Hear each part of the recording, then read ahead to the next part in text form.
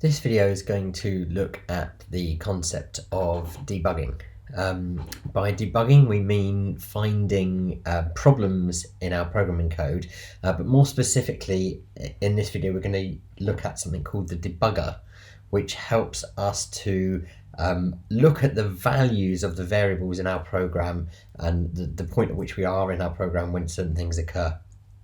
So you've probably done a bit of debugging yourself. You might have put print statements in to check the value of variables at certain points in the code, and that's perfectly fine. But what debugging does is allow us to not have to worry about printing out variables to the console, but we can actually look at the values as our code runs. So I've got here a relatively trivial example. We've got some variables that are declared with values. We've got a method here called multiply that just adds two numbers together. And what we're going to start by doing is we're going to set something called a breakpoint. And a breakpoint is a marker that tells the debugger where to pause the execution of our code. Okay, so I'm going to click here in the margin next to line 9. And rather than running the code with the play button, I'm going to use a debug option. Okay, so I'm going to click debug, and what's going to happen is it's going to launch run my program, and it's going to put this blue line that say we've stopped here at line 9. Okay, and down here we can see a few different things. We can see that args, which is a parameter, that's the P, and it's the parameter for the main method, is just an empty string array, and we can see that I, which is this variable here, has got a value of 7, and it also puts in what looks like a comment here that shows us the value. You can even do clever things like change the value of I. Okay, we'll leave that at 7 for now. So this is all well and good. We haven't executed this line of code yet, so we don't see the value stored in J yet. Once we've paused our code with the debugger, we can choose to hit this little resume button down here on the left hand side, and our code will resume running. If we do that, it will continue until it reaches the next breakpoint. Now if we've got this breakpoint in a loop and the loop's executed multiple times, it will stop at the next iteration of the loop. If we have another breakpoint, say for example I put one down here, it would stop at this point in the code, or if I put one at print X, it would stop here. So I'll put another breakpoint in. We can put breakpoints in when we're running, and I'm going to hit this little continue button, and it's now going to jump down to here, and we can see that we can now see the values of I and J, and you see I has changed because we perform a calculation on it there. Okay, J is not changed, and we can see that X holds the result of I, and at the point it shows us the values of I and J as well that was used here, and you can see here it shows X, and those variables are also down here as well. Okay, and we're not limited to looking at different types of data. If I, for example, declared a string name equals Andrew, I'll leave that breakpoint in and debug my code again. You'll see that name is here. Now, name is slightly different in that name is an object. Okay, so you're probably aware that the string represents a class, whereas the other things are primitive types. So we can click here, and it will show us a little bit about the implementation of the class. So if we've got our own classes, now we haven't quite touched on that yet, you can actually explore the detail of those classes. So in this instance, we can see that actually the underlying way a class works is to store an array of characters, in this case an array of bytes, and if we were to look these values up in the ASCII table, I'm pretty sure that we'll find that 65 is a capital A, 110 is a lowercase n. They're the characters in the name Andrew. So we can explore the detail of our objects in the debugger as well. So that's one thing we can do. Let's just stop debugging for a minute. We can also see how the program flows. So let's say we'll add another value here. We'll say int y equals, and I'm going to call this multiply method, and I'm going to pass in x and I into that. Okay, so let's take this breakpoint out, and we'll put a breakpoint here on this return statement there. and we'll debug our program again. And the thing to look for here is we can see the values here. We've got our result 1296. We can see number 1 parameter, number 2 parameter. So that's as expected. But on the left hand side, we can see our multiply method, and we can see our main method. So this is what we call a call stack. So the main method has called the multiply method. So we can sort of see the path that our program is taking. If I come back to here, when we resume, you'll see this disappear off the call stack. So if I hit continue, it now just shows main, because we've come back to this point in our program and we're not in any other methods. Okay, I'll just run it again with debugging enabled. The other thing you can do is we can actually click here and see where we've called the multiply method. So the code is paused here at line 28 of our multiply method, but if I click in the call stack, I can see, well, actually it was called here on line 17. It even shows me line 17 here, and when I click on that, I can see the variables that are available inside the main method. So we can actually explore quite a lot of our program when we're in the process of debugging.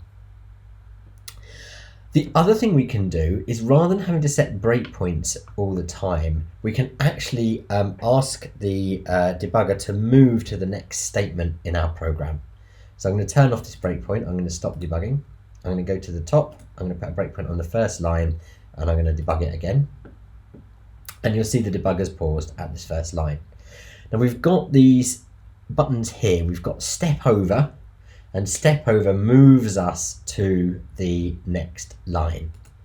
Okay, so we can move a line at a time by doing step over. Okay, so I'll keep going. I'm going to get to this line here, which actually calls a method, and we might think, well, okay, what if I want to go into this method and see what's going to happen here?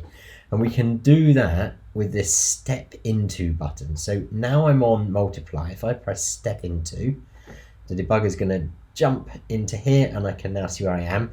I might be in here and think, actually, no, I don't want to keep looking in here, and I can actually say, well, okay, step back out.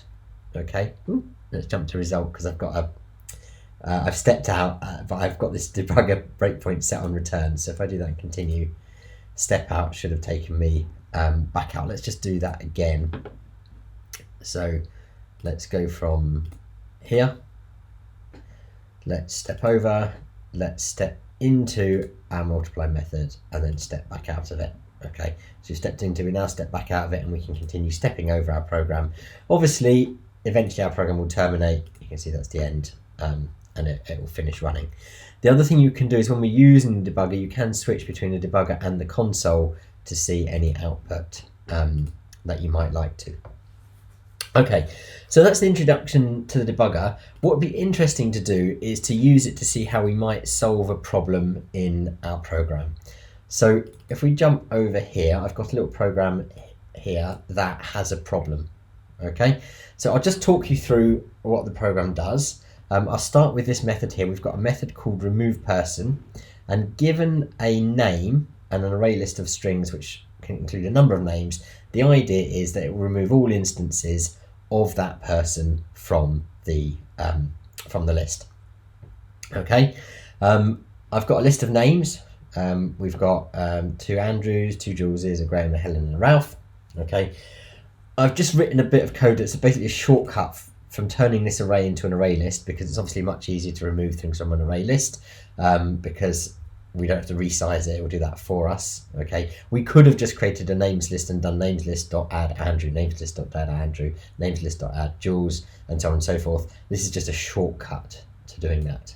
Okay, so there we go. We call our remove person method, and then we print the names out. So let's just run it without the debugger to start with.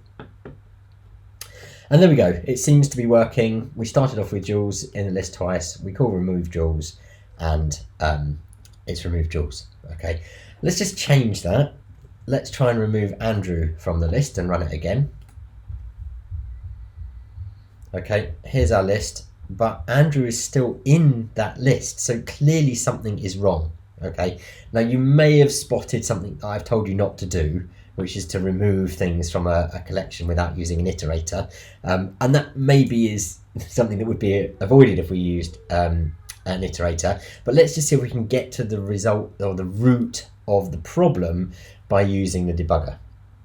Okay, so for some reason, when the name is Andrew and we're checking that name in the list, it's not getting removed.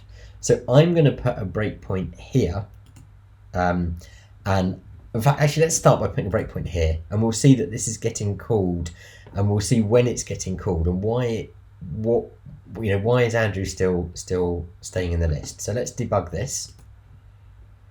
Okay, so we can see the first time that names.remove is called is when I is 0. Okay, so we should be removing the first one from the list. Okay, and then if we continue on, it's never been called again.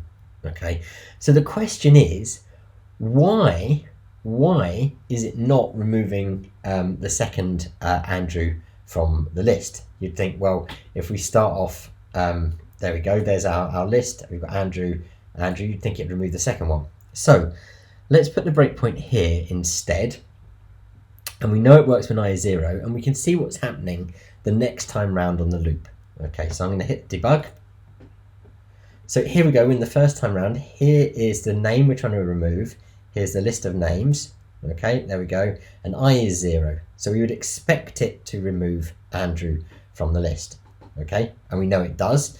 If we, if I just step over, you'll see it jumps into names.remove.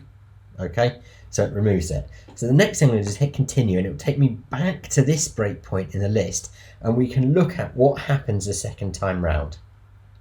Okay, so we'll hit resume. Okay, and we can see, right, we're now in the second iteration of the list. I is 1. Okay, we're trying to remove Andrew. Okay, and here's our names array, and I is 1, and that's Jules. Okay, and if we look at this, we've actually jumped past Andrew.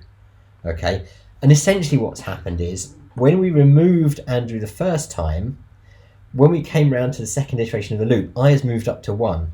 But Andrew, the second Andrew, has dropped from position 1 into position 0, and we're on to Jules. So it's essentially jumping over it. Okay, so what we could do is to fix it, we could say, right, if we remove something, we actually need to go back and check that index position again.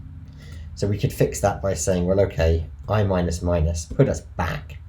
Okay, and then we can try it again. So I'll leave the breakpoint in, I'll stop it running, I'll hit debug. First time we go around the loop, here we go. Name is Andrew, we're at position 0, the first position is Andrew, we'll hit continue. We're now here, I is still 0, so we should expect if we step over, it's going to remove Andrew, that's good. If I hit continue, it will take us back to this breakpoint for the third iteration. We're now at Jules, and we can see Andrew has gone from the list.